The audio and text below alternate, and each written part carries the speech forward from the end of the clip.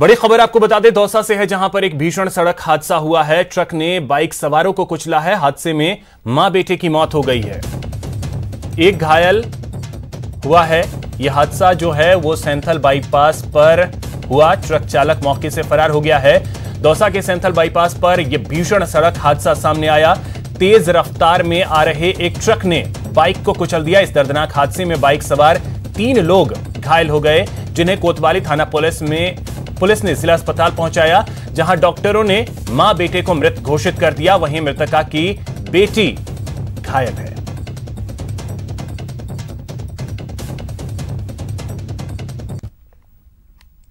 वहीं बीकानेर में जोधसर गांव के पास भीषण सड़क हादसा हो गया, जिसमें 2 सैन्य अधिकारियों की मौत हो गई। दरअसल सड़क पर बेकाबू सफारी गाड़ी पलट गई, जिससे कर्नल मनीष और मेजर नीरज की मौके पर ही मौत हो गई।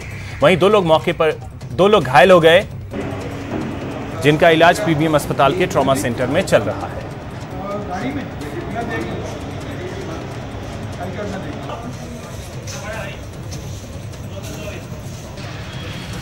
वहाँ सुबह इतला मिली थी कि एक एक्सीडेंट हो गया आर्मी की गाड़ी का।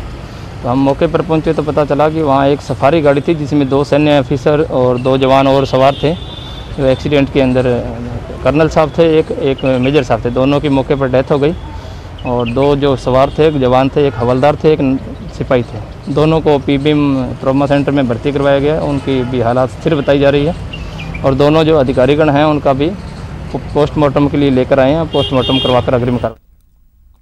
वहीं कोटा में भीषण सड़क हादसा हुआ। हादसे में एक व्यक्ति की मौत हो गई। बेकाबू बोलेरो में पुलिस ने शव को मोर्चरी में रखवाया है।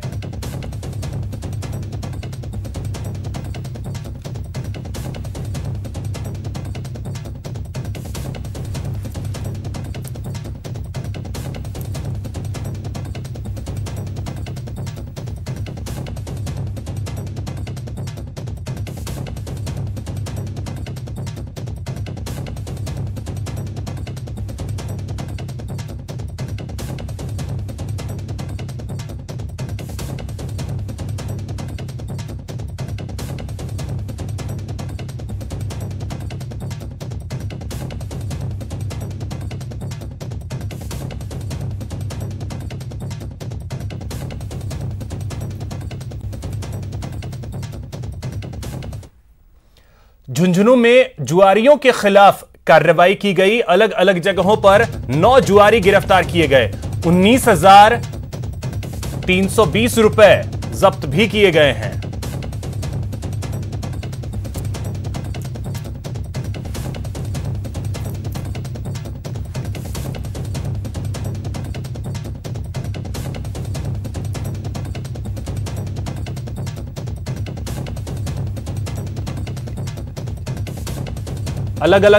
अलग अलग जगहों पर यह कार्रवाई की गई है।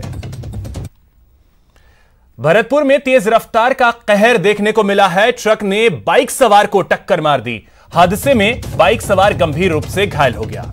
ये तस्वीरें भी आप देख सकते हैं। घायल को इलाज के लिए अस्पताल में भर्ती करवाया गया है, जहां पर ट्रक ने बाइक को टक्कर मार दी और इस हादसे में गंभीर रूप से बाइक सवार घायल हो गया, जिसे इलाज के लिए अस्पताल में भर्ती करवाया गया है।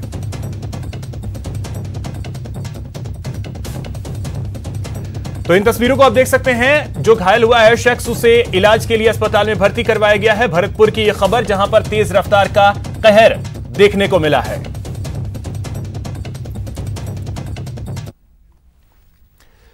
चित्तौड़गढ़ से खबर है, जहां पर चंदन की लकड़ी जब्त की गई है। अवैध चंदन की लकड़ी के साथ 3 लोगों को गिरफ्तार भी किया गया है। पुलिस की विशेष टीम ने कार्रवाई को अंजाम दिया है।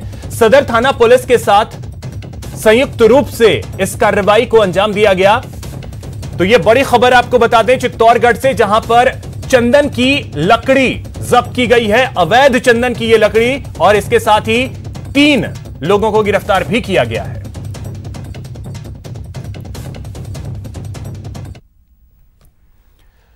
जैसलमेर की नाचना पुलिस ने शुक्रवार की शाम को 11.31 क्विंटल डोडा पोस्त पकड़ा है, जिसकी कीमत करीब 35 लाख रुपए बताई जा रही है। बड़ी मात्रा में नाचना पुलिस की इस कार्रवाई से मादक पदार्थ तस्करों में हड़कंप मचा हुआ है। पुलिस के मुताबिक क्षेत्र के भडला फांटा पर पुलिस ने ट्रैक्टर से ले जाए जा रहे इस डोडा पोस्त को पकड़ा है। ट्रैक्टर चालक को पुलिस ने गिरफ्तार कर लिया है। एक तस्कर भागने में सफल रहा। गिरफ्तार आरोपी के खिलाफ एनडीपीएस एक्ट में मुकदमा दर्ज कर लिया गया है। एक ट्रैक्टर चालक ट्रैक्टर चलाता हुआ तो संदिग्ध प्रतीत हुआ, इसको चेक किया तो स्वयं बाल अवतारी निकला और ट्रैक्टर को चेक किया तो ट्रैक्टर में काफ़ी मात्रा में डोडा पोस्त भरे मिले, जिनको तौल किया तो 11 क्विंटल 31 किलो वजन डोडा पोस्त का हुआ। इस पर अपराध पंजीबद्ध कर और उच्च अधिकारियों के निर्देशानुसार तफ्तीश। उदयपुर के नाथद्वारा में भगवान के मंदिर को भूमाफिया से बचाने के लिए पुजारी और मंदिर कमेटी सदस्यों ने एसडीएम को ज्ञापन सौंपा। स्थानीय लोगों के मुताबिक कुछ भूमाफिया पौराणिक मंदिरों की जमीन पर कब्जा करना चाहते हैं। मामला नाथद्वारा बस स्टैंड में बने हनुमान मंदिर से जुड़ा है, जहां के पुजारी को जान से मारने की धमकी दी गई है। मंदिर के पुजारी और स्थानीय श्रद्धालुओं का कहना है कि आरोपी मंदिर की जमीन को हथियाना चाहते हैं, इसलिए स्थानीय लोगों ने प्रशासन से मंदिर को बचाने की गुहार लगाई है।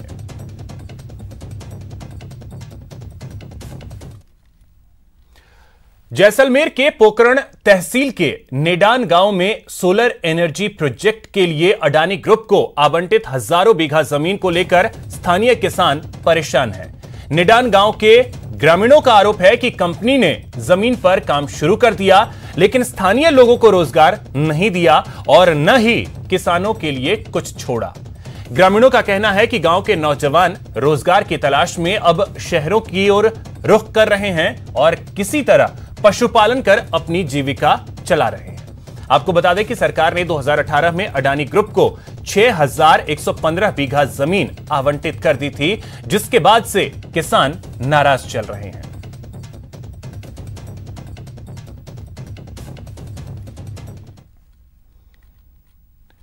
अब बात करते हैं मारपीट, दबंगई और गुंडागर्दी की। पहले आप इन तस्वीरों को देखिए। आपके टीवी स्क्रीन पर दो तस्वीरें हैं। पहली तस्वीर उदयपुर की है। यहां एक महिला से कुछ लोग बेरहमी से उसकी पिटाई कर रहे हैं। अब यह पूरा मामला क्या है वो भी आपको आगे बताएंगे। वहीं दूसरी तस्वीर जोधपुर की है। यहां देवरानी जेठानी की आपसी कहासुनी के बाद मारपीट का एक वाकया सामने आया और यह वीडियो सोशल मीडिया पर जमकर वायरल हो रहा है।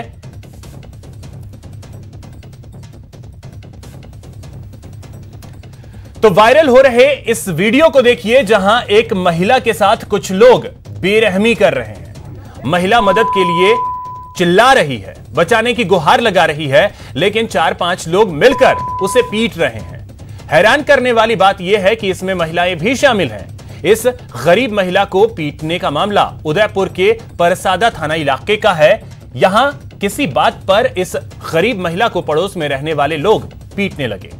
मारपीट के वक्त महिला की बच्ची भी जोर जोर से रो रही है, चिल्ला रही है, लेकिन इस बर्बरता वाली मारपीट करने वालों को दया नहीं आई। घायल महिला को अस्पताल में भर्ती करवाया गया है, जहां उसकी हालत नाजुक बनी हुई है।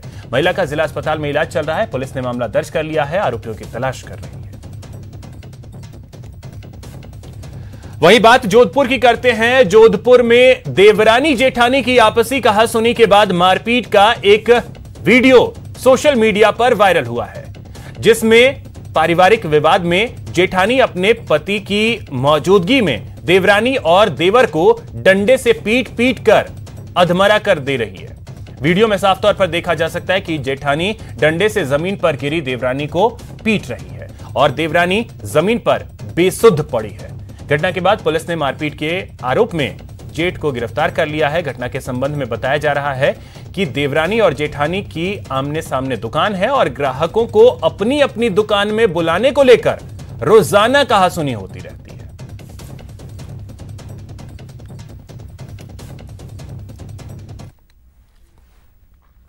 चलिए अब आपको दिखाते हैं पानी के लिए पत्थरबाजी। दो परिवार के बीच जमकर ईंट पत्थर चले हैं। दो परिवारों की इस लड़ाई में गालियां ईंट पत्थर से गलियां जो है वो पूरी तरीके से ईंट पत्थर से पट गई। मामला है भरतपुर कामा कस्बे के धीमर मोहल्ले का। महिलाओं में पानी के टैंकर से पानी भरने को लेकर विवाद हो गया। महिलाओं की आपसी कहासुनी के बाद विवाद इतना बढ़ा कि दोनों ओर से पुरुष और बच्चे भी आमने सामने हो गए और देखते ही देखते दोनों पक्षों में लाठी डंडे और पत्थर ईंट चलने लगे।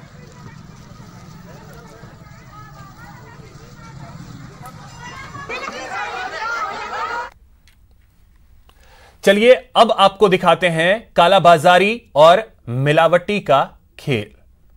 कहीं कुछ लोग तेल की कालाबाजारी कर रहे हैं तो कहीं कुछ लोग मिलावट का खेल खेल रहे हैं। आपके टीवी स्क्रीन पर दो तस्वीरें हैं। पहली तस्वीर अजमेर की है। यहां पेट्रोल पंप पर खुलेआम मिलावट का खेल चल रहा है। वहीं दूसरी तस्वीर चित्तौड़गढ़ की है।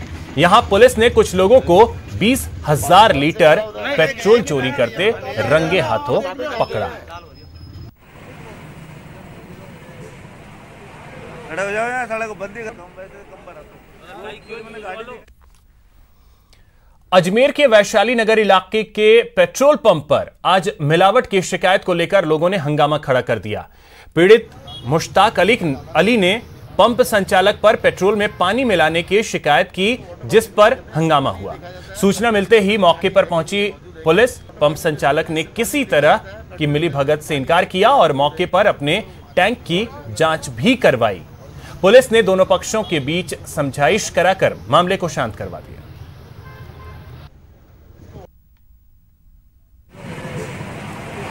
खड़े हो जाओ यार, सड़क को बंदी कर। कम मैंने गाड़ी दिखाई भाई साहब। इससे पानी दिखा जाता है पेट्रोल डीजल के अंदर पानी है कि नहीं है, मौजूद है कि नहीं। चित्तौड़गढ़ में जिला पुलिस की विशेष टीम ने भारी मात्रा में पेट्रोलियम पदार्थ जब्त किया है। टैंकर में भरा 20,000 लीटर और ड्रमों में भरा 235 लीटर पेट्रोलियम पदार्थ जब्त किया गया। साथ ही पेट्रोलियम पदार्थों की चोरी करने में इस्तेमाल होने वाले उपकरण भी जब्त किए हैं और 2 आरोपियों को गिरफ्तार किया है।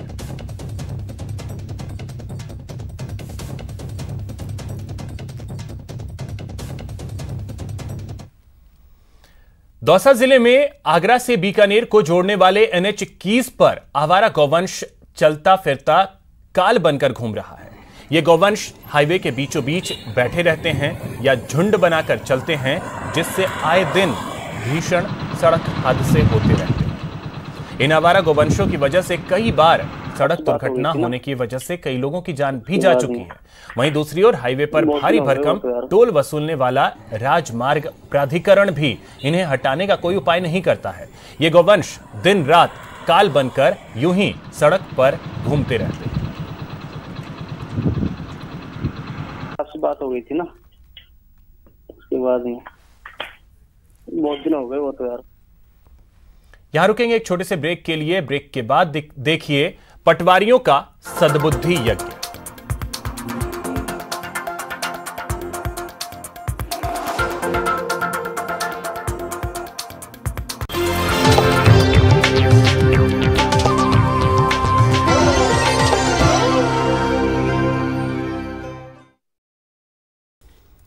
ब्रेक के बाद आपका स्वागत है। प्रदेश भर में आज पटवारी संघ की ओर से सद्बुद्धि यज्ञ का आयोजन किया गया। पटवारियों ने पूरे मंत्रोच्चार के साथ सद्बुद्धि देने के लिए अपनी अपनी आहुतियां दी। राजस्थान के पटवार संघ से हुए समझौते लागू नहीं करने के मामले को लेकर यह सद्बुद्धि यज्ञ प्रदेश भर में आयोजित किया गया। अलग अलग जगहों की तस्वीरें आपके टीवी स्क्रीन पर हैं। धौलपुर, बीकानेर, डूंगरपुर, चित्तौड़गढ़, करौली, उदयपुर, इन सभी जगहों पर पटवारियों ने सद्बुद्धि यज्ञ किया।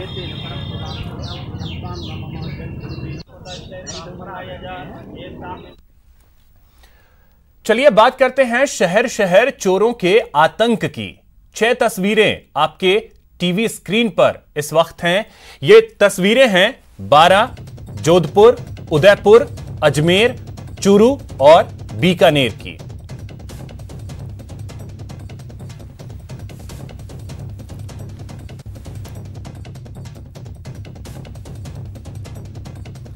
तो इन सभी जगहों की तस्वीरें आपके टीवी स्क्रीन पर हैं, जहां अलग अलग जगहों से चोरी की खबर सामने आई। 6 जगहों की तस्वीरें आपके टीवी स्क्रीन पर हैं। 12 जोधपुर, उदयपुर, अजमेर, चूरू और बीकानेर। 12 में दिन दहाड़े दुकान से 200 ग्राम सोना लेकर चोर फरार हो गए। जोधपुर में हॉस्टल से बच्चों का सामान पार कर दिया। उदयपुर में भगवान के मंदिर तक को नहीं छोड़ा और मंदिर में हाथ साफ किया। अजमेर में 2 दुकानों से चोरी कर ली। चूरू में घरों पर धावा बोल दिया। बीकानेर में एक साथ 5 दुकानों के ताले टूटे हुए मिले। अब आपको दिखाते हैं प्रदर्शन की 4 तस्वीरें। हंगामा आखिर क्यों बरपा है?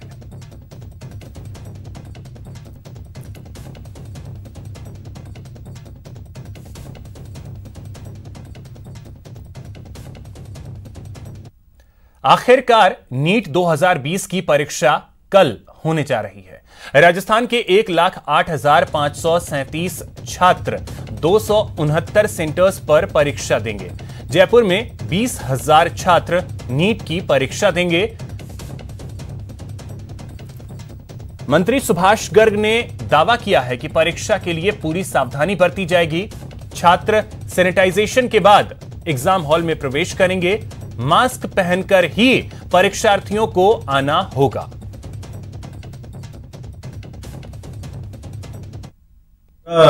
विभाग मुस्तैद है और क्योंकि administration plus medical health department हमारा इसमें मशगूल है और मैं समझता हूं जो कोरोना की एडवाइजरी है भारत सरकार की या मेडिकल हेल्थ डिपार्टमेंट की हमारे की, उसके तहत सारी व्यवस्थाएं की गई हैं और उसमें बाकायदा सैनिटाइजर्स की व्यवस्था, थर्मल स्कैनिंग की व्यवस्था, प्लस सोशल डिस्टेंसिंग मेंटेन करते हुए सेंटर्स में बैठने की व्यवस्था और ये सारे निर्देश सरकार के द्वारा माननीय मुख्यमंत्री जी के मार्गदर्शन में दे दिए गए और हम उम्मीद करते हैं कि नीट की परीक्षा का आयोजन बिल्कुल। कोरोना काल में सरकारी स्कूल के शिक्षक छात्र स्वस्थ रहें और उनका इम्यून सिस्टम ठीक रहे, इसके लिए योग का प्रशिक्षण ले रहे हैं ताकि स्कूल खुलने पर स्टूडेंट्स को योग सिखाकर उन्हें फिट बनाएं और कोरोना से दूर रखें। योग शिविर में सभी टीचर्स का गुरुजनों का अभिनंदन है। नमस्ते है सबको। कोरोना काल में योग बनाएगा निरोग। दोनों हाथ नमस्कार मुद्रा में लेकर आएंगे, आंखें बंद रहें। स्टूडेंट्स को योग सिखाएंगे स्कूली शिक्षक।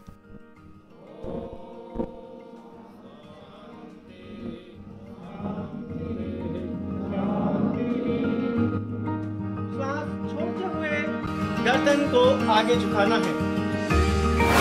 छात्रों का मजबूत होगा इम्यून सिस्टम। अपने मन को अपनी अभ्यास पर केंद्रित रखें।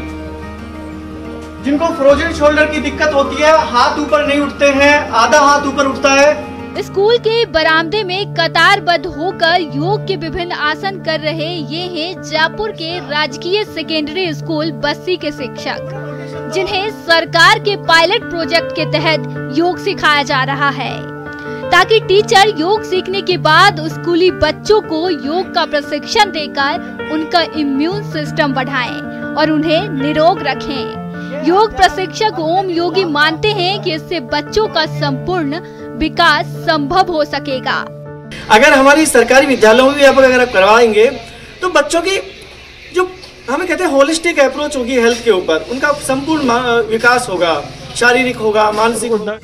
इन दिनों जयपुर के 8 सरकारी स्कूलों में रोजाना सुबह सैकड़ों शिक्षक योगा का प्रशिक्षण ले रहे हैं ताकि स्कूल खुलने के बाद स्टूडेंट्स को योग सिखाया जा सके।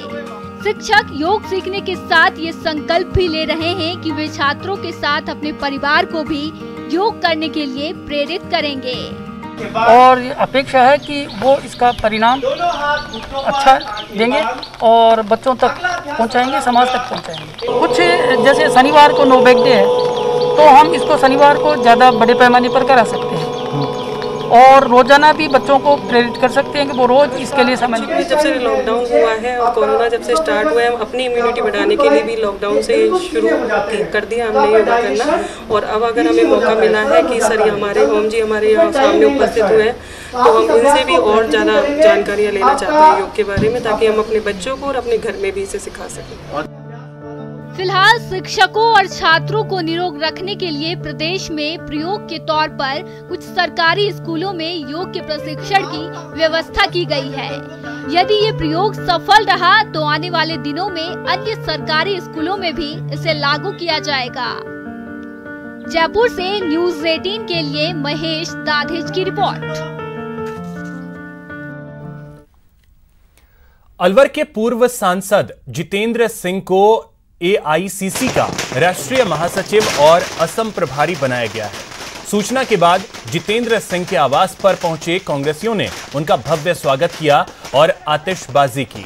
श्रम मंत्री टीकाराम जूली के नेतृत्व में राष्ट्रीय महासचिव के आवास पर पहुंचकर कार्यकर्ताओं ने राष्ट्रीय अध्यक्ष सोनिया गांधी और राहुल गांधी का आभार जताया। बहुत बहुत धन्यवाद हमारे राष्ट्रीय अध्यक्ष माननीय सोनिया गांधी जी को, माननीय राहुल गांधी जी को देना चाहूँगा कि एक बहुत ही बड़ी जिम्मेदारी मुझे दी है और मेरी पूरी कोशिश रहेगी कि जो विश्वास जो उन्होंने मेरे ऊपर जताया है उस पर मैं खरा उतरूं। देश के सामने बहुत बड़ी चुनौतियां खड़ी हुई हैं। भारतीय जनता पार्टी और उनकी सहयोगी पार्टीज देश को तोड़ने की कोशिश कर रही है, भाईचारा खत्म कर रही है, हमारे संविधान के ऊपर एक बहुत बड़ा खतरा है। फिलहाल इस बुलेटिन में इतना ही। नमस्कार।